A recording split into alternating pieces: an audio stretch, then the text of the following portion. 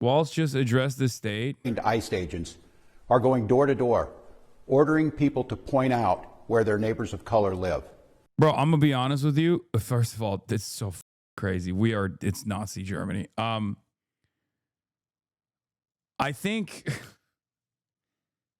like I said this yesterday, I tweeted it out too. Like, I think the local police department has to work with the citizens if they want to stave off like any sort of decentralized violence.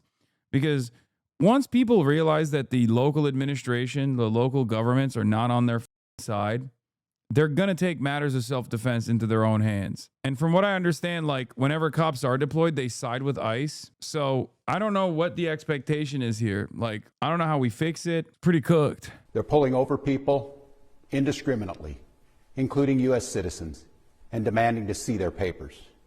And at grocery stores, at bus stops, even at our schools, they're breaking windows, dragging pregnant women down the street, just plain grabbing Minnesotans and shoving them into unmarked vans, kidnapping innocent people with no warning and no due process. Let's be very, very clear. This long ago stopped being a matter of immigration enforcement. Instead, it's a campaign of organized brutality against the people of Minnesota by our own federal government. Last week, that campaign claimed the life of Renee Nicole Good. We've all watched the video. We've all seen what happened. And yet, instead of conducting an impartial investigation so we can hold accountable the officer responsible for Renee's death, the Trump administration is devoting the full power of the federal government to finding an excuse to attack the victim and her family. Just yesterday, 6 federal prosecutors, including the longtime career prosecutor leading the charge to investigate and eliminate fraud in our state's programs, quit their jobs rather than go along with this assault on the United States Constitution. But as bad as it's been, Donald Trump intends for it to get worse. This week, he went online to promise that, quote, the day of retribution and reckoning is coming. That's a direct threat against the people of this state, who dared to vote against him 3 times and who continue to stand up for freedom with courage and empathy and profound grace. All across Minnesota, people are stepping up to help their neighbors who are being unjustly and unlawfully targeted. They're distributing care packages and walking kids to school and raising their voices in peaceful protest, even though doing so has made many of our fellow Minnesotans targets for violent retribution. Folks, I know it's scary, and I know it's absurd that we all have to be defending law and order, justice, and humanity while also caring for our families and trying to do our jobs. So tonight, let me say once again to Donald Trump and Kristi Noem, end this occupation. You've done enough. Let me say 4 critical things to the people of Minnesota. 4 things I want you to hear as you watch the news and look out for your neighbors. First, Donald Trump wants this chaos. He wants confusion. And yes, he wants more violence on our streets. We cannot give him what he wants. We must protest loudly, urgently, but also peacefully. Indeed. Dude, this is such a funny, like, he just spent the first half of this video talking about how they're beating our asses. And then he's like, and we will do nothing. The state government will do nothing. And you should also do more nothing in return. I mean, I guess he's saying, like, he's urging people to protest, even though he keeps saying that, like, that protest is actually leading to violence for his constituents. Deploy the National Guard, man. Those are comprised of our neighbors, no? Deploy the fucking National Guard to protect the citizens. Make a big show of it. Be like, hey, we're bringing the National Guard, but to protect the citizens 100%. Like, there needs to be a power posture at some point. Because if there is no power posture at all, at any given point, there's no pushback. Because, like, they're already exhausting the legal avenues, right? And that will inevitably come. The legal avenues are already being exhausted. The courts are probably going to find all this shit inappropriate, unlawful, and then Trump is eventually going to scale back, as he did in all these other places where he deployed the federal law enforcement or the National Guard. So before Donald Trump federalized the National Guard, you fucking bring them in. You're the governor. Like, it's good that they're pursuing legal avenues. Bro out here still thinks that there are still laws. No, this is what has happened already, but it takes too long. Courts don't move fast enough to stop constituents from getting their asses beat, from being detained, from being harassed, from door-to-door operations today and tomorrow. The courts have actually ruled against Donald Trump on numerous occasions, and Donald Trump has had to back away. The problem is, before the courts are actually ruling, if you want to stop the bleeding, you want to stop the hemorrhaging, you have to take action, forceful action, you know? And if your local police department is not going to defend your constituents, your citizens, which they should, by the way, which is crazy that they're like not cooperating with like Jacob Frey must be the biggest cuck of all time. And American police are so gross, honestly, if they're straight up saying they're not going to protect their neighbors. Someone at some point has to deploy a forceful response because the dam will not break on its own. You need to make it break. You need to show that these guys can't get away with this bully behavior. This is like stuff that you teach to children. You know what I mean? You have to sometimes forcefully stand up and defend yourself. You have to forcefully defend those who are vulnerable around you. If there's a big bully in the playground, that you are united in numbers. You have more power when you have more people by your side. We have the numbers. This administration does not. They don't have the mandate. They don't have the numbers. Hey, ICE. What is this? Lip talk on Dems not doing anything? Stop. Stop. Get the out. Yeah, I said the F word. Someone has to do something. It's not gonna be me. What we need to do is we need to come together as a community. So let's get together, sisters. Did that do it? As someone who can do something about this, I promise you, I am working towards. Don't be the drunk girlfriend that gets their boyfriend in a fight. Go to Minnesota. I want to. I have a pretty slam schedule coming up, which is why I haven't been able to manage travel. But I do want to go to Minnesota. I've been talking to people on the ground as well. What do you mean, don't be the drunk girlfriend that gets their boyfriend in a fight? Brother, this is the state government versus the federal government. You and I, as American citizens, as regular ass civilians, are already in the fight. We are already getting our asses beat. This is me saying, please do something. Someone in a position of power, please do something. What the having some conversations with people and figuring out how socialism is evil. I posted not just on Instagram, but also Twitter. Rest assured, I am sending a message to the president. This is that message. Vote for me for my upcoming re-election campaign, link in bio. Hey, ICE. True. As hard as we will fight in the courts and at the ballot box, we cannot and will not let violence prevail. You're angry, I'm angry. Angry is not a strong enough word, but we must remain peaceful. Second, you are not powerless, you are not helpless, and you are certainly not alone. All across Minnesota, people are learning about opportunities, not just to resist, but to help people who are in danger. Thousands upon thousands of our fellow Minnesotans are going to be relying on mutual aid in the days and weeks to come, and they need our support. Tonight, I want to share another way you can help. Witness. Help us establish a record of exactly what's happening in our communities. You have an absolute right to peacefully film ICE agents as they conduct these activities. So carry your phone with you at all times. It's crazy. He's just like, y'all are on your own, bitch.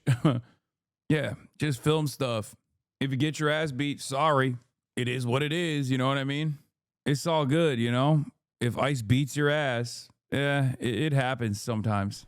And if you see these ICE agents in your neighborhood, take out that phone and hit record. Help us create a database of the atrocities against Minnesotans, not just to establish a record for posterity, but to bank evidence for future prosecution. The third thing I want to say to you tonight is, we will not have to live like this forever. Accountability is coming at the voting booth and in court. We will reclaim our communities from Donald Trump. We will reestablish a sense of safety for our neighbors, and we will bring an end to this moment of chaos, confusion, and trauma. We will find a way to move forward, and we'll do it together, and we'll not be alone. Every day, we are working with business leaders, faith leaders, legal experts, and elected officials from across this country. They've all seen what Donald Trump is trying to do to our state, and they know their states could be next. And that brings me to the fourth thing I want to say tonight, Minnesota, how incredibly proud I am of the way that you've risen to meet this unbearable moment. But I'm not at all surprised, because this is who we are. Minnesotans believe in the rule of law, and Minnesotans believe in the dignity of all people. We're a place where there's room for everybody, no matter who you are or who you love or where you came from. A place where we feed our kids. We take care of our neighbors. Yeah. If you get your ass beat by ICE, film it and post it on Twitter so Asmold can reply base to it. So that it can go into his jerk off compilation. I swear to God, you could get the average right winger to literally sign off on brutalizing like an ICE agent, like straight up beating on an ICE agent if you told him it was in Iran. As a matter of fact, I know that already happened because there was a video circulating in the peak of the Iranian protests against the Islamic Republic. And there was a video from, I think, Athens or Berlin. It's certainly not Iran, where like people were throwing Molotov cocktails everywhere, right? It was in Europe. And everyone was posting that video being like, hell yeah, brave warriors, keep up the good fight. The very same people that if they knew it was happening in fucking Europe would have been like, these are all probably immigrants and they need to be killed immediately. That's how it goes with these fucking dumb fucks. And we look out for those in the shadows of life. We're an island of decency. Oh, Border Patrol whistleblower outraged by ICE's conduct exposed over a dozen secret ICE programs and documents leaked to me. Operation Benchwarmer, Tidal Wave, Abracadabra, Dust Off, Fleur de Lis are just a few of the secret programs recently undertaken by ICE. Border Patrol official outraged by ICE's conduct is leaked to me and other documents providing an unprecedented glimpse into ICE's undeclared activities across the country. 15-page long document marked law enforcement sensitive details, 21 major ICE operations resulting, so it says, in 6,852 apprehensions since June. From Operation A covert effort to develop informants among immigrants in detention, to Operation Benchwarmer, which alone spans the deployment of 2,000 intelligence assets across the country. The document gives a sense of how aggressively ICE is scouring neighborhoods and developing sources to spy on immigrants and Americans alike. Operation Abracadabra was initiated with the requirement of interviewing 100% of individuals apprehended to gather intelligence to identify follow-on targets such as stash houses and individuals conducting illegal activity, tying every individual across the border illegally to a foreign terrorist organization, a transnational criminal organization, and or utilizing the intelligence to develop targets. Wait, what? They're openly saying you have to find whatever evidence you can to tie them back to foreign terrorist organizations?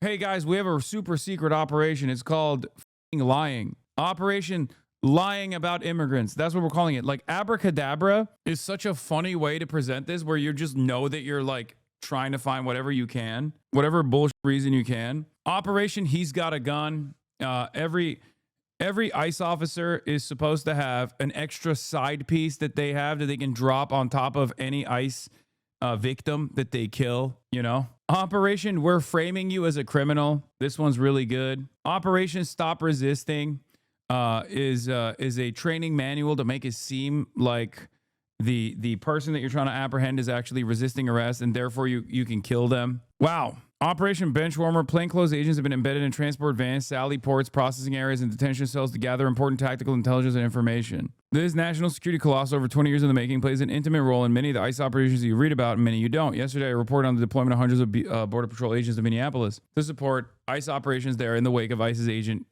agents' killing of Renee Good. My source's motive, in large part, pertains to the lack of big picture public understanding of ICE's larger reward. That's by design, thanks to the lack of transparency on part of the DHS and Congress unwilling to compel transparency. Things as basic as ICE's use of force policy, its use of deadly force policy, are almost completely blacked out so the public can't see them. Opposition to ICE's conduct following Renee Good's death has spread throughout the Department of Homeland Security, as I previously reported. The discontent is also affecting the Justice Department, with several top federal prosecutors in Minnesota resigning over pressure to investigate Renee Good's widow. I need you to understand this one more time.